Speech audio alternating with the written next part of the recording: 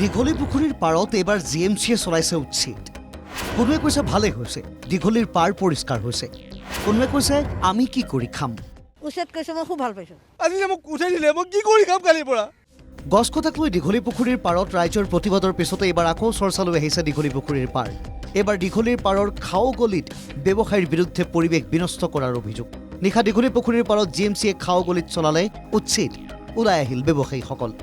খিলঞ্জীয়া লোকৰ ওপৰত চৰকাৰ প্ৰশাসনৰ এয়া কেনে আচৰণ বুলি ক্ষোভ ব্যৱসায়ীৰ।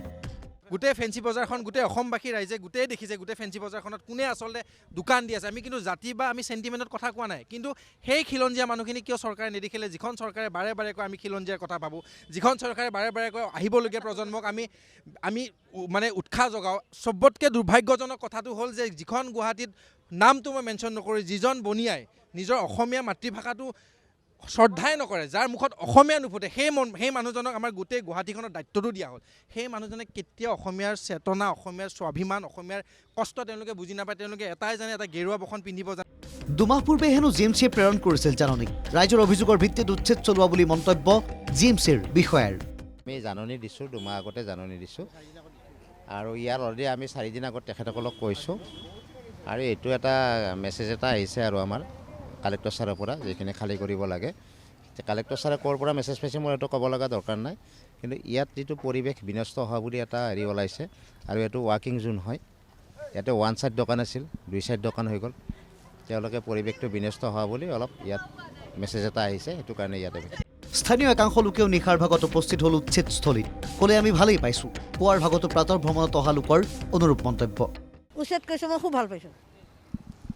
মই ভাল পাইছোঁ। ইয়াৰে মই লোকেল মানুহ, দীঘলী পুখুৰীৰ বাসিন্দা মই, কিন্তু মই উঠাই দিয়ে মই খুব ভাল পাইছোঁ। বহুত লেতেৰা কৰিছিল জেগাখিনি। আমি আহিব নোৱাৰোঁ, ইপিনে এখন ৰিক্সা নিব নোৱাৰোঁ। বস্তু বান্ধিলে এইপিনে ঘূৰি যাব লাগে, বহুত কষ্ট, একদম এইপিনে ঘূৰি যাব লাগে। বহুত কষ্ট খাইছিলোঁ আমি। এতিয়া মই খুব ভাল পাইছোঁ, খুব শান্তি। মানে দীঘলী পুখুৰী এটা আৱেগ, আৰু সেই দীঘলী পুখুৰীতে সকলে প্ৰাতঃ ভ্ৰমণ কৰিবলৈ আহে। আৰু ইয়াত অস্বাস্থ্য পৰিৱেশ। মানুহবোৰে বুজি পাব লাগে যে প্ৰকৃতিখনক সুন্দৰ কৰি ৰাখিবই লাগে। আমি সকলোৱে ইয়াক ওপৰত মানে সুন্দৰ কৰি ৰখাৰ কাৰণে সজাগ হ'ব লাগে। নিশাৰ ভাগত মন্তব্য দিয়া মহিলাগৰাকীৰ ওপৰতো খৰ্গহস্ত হ'ল উচ্ছেদিত ব্যৱসায়ীসকল। NKTVৰ কেমেৰাত বন্দী হৈছিল এই দৃশ্যও। কেনেকৈ একাংশ ব্যৱসায়ীয়ে সঁচাকৈ লেতেৰা কৰিছিল পূৰ্বে নিৰ্ধাৰিত ৱাকিং জোন চাওক। কিন্তু সমান্তৰালভাৱে উচ্ছেদিত এইসকল লোকৰ মূৰতো ভাগি পৰিছে সৰগ। আজি যে মোক উঠাই দিলে, মই কি কৰি খাম কালিৰ পৰা। অতি দুখৰ মুখে মই অকলে ব্যস্ত পাইছোঁ, মোক গুলিয়াই মাৰি পেলাওঁ। মই নালাগত চেষ্টা কৰি পৰিম। কোনো ঘৰৰ মানে বুজি নাপায়, জানে ইমান কষ্ট কৰি চলি আছে। আমি টাস্ক পেপাৰ কৰা নাই।